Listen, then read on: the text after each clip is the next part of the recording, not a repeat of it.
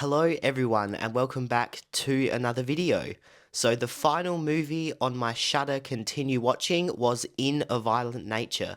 So this was a actually really popular lower budget film that's released in 2024 and I never finished watching it. I literally watched the first 5 minutes and turned it off. I can't remember why. I think I had something else to watch. It wasn't that I disliked it. The funny thing is, though, after watching that 5 minutes, a short film that I made, which isn't released yet, but you guys will see it soon, was actually part of it, was actually inspired by the start of In a Violent Nature.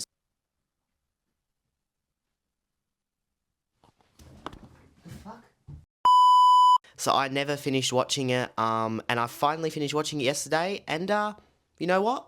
It's actually a really well made movie.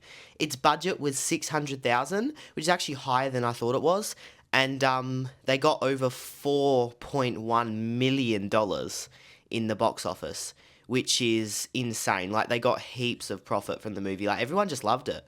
So what it's about is like this serial killer named Johnny. He was like a kid who was tricked into climbing up the top of like a fire tower to get lolly like candy or whatever, and he actually fell and he died, and then like he's been buried there in the ground for years or something, I think. The movie gets really confusing. Like the storylines, there's a lot going on. Like they try and explain it, but then it's like I think they said he came back 10 years ago or something and went on a killing spree, but then they buried him again.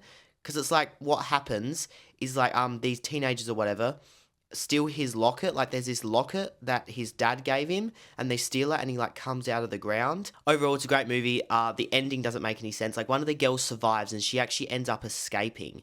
The strange thing is though in this movie, and everyone says, oh, it's shot through the POV of this killer. It's not fucking POV. I'm a filmmaker. Trust me, I know what POV is. It's not POV. It's every shot has him in it. Like all the shots are focused on him. There's only a few shots throughout the movie that aren't on him. Like there's a bit where these people are sitting around a campfire. The shots are on them.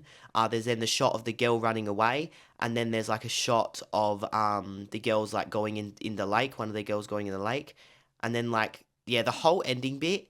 The last like I think 5 minutes of the girl escaping is just shots of her, and he's not anywhere to be seen. But most of the movie is shot just by like just shots of him and not like the other people perspective. It's just like weird because she ends up escaping with some random woman who picks her up, and she's about to be driven to the hospital because of her leg.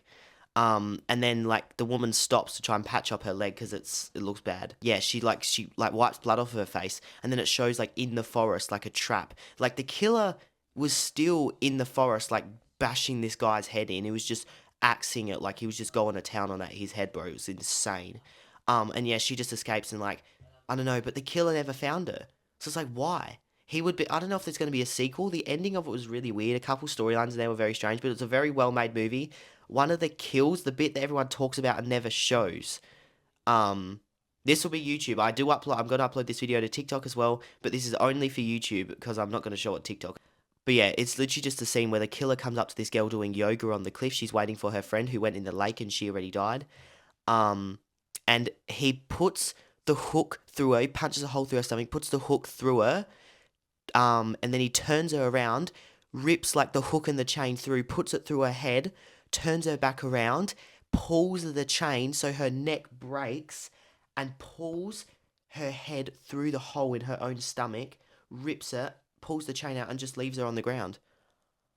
It is one of the most insane kills, very well made, very, very clever. They would have used most of their budget for that because it was insane. The cinematography was really good. I liked the camera shots of just them, like the shot of just like the camera just following the killer walking through the forest. It's actually really peaceful. It's really nice, and it's very creepy at the same time. I like the cinematography. It's actually a really, really good movie.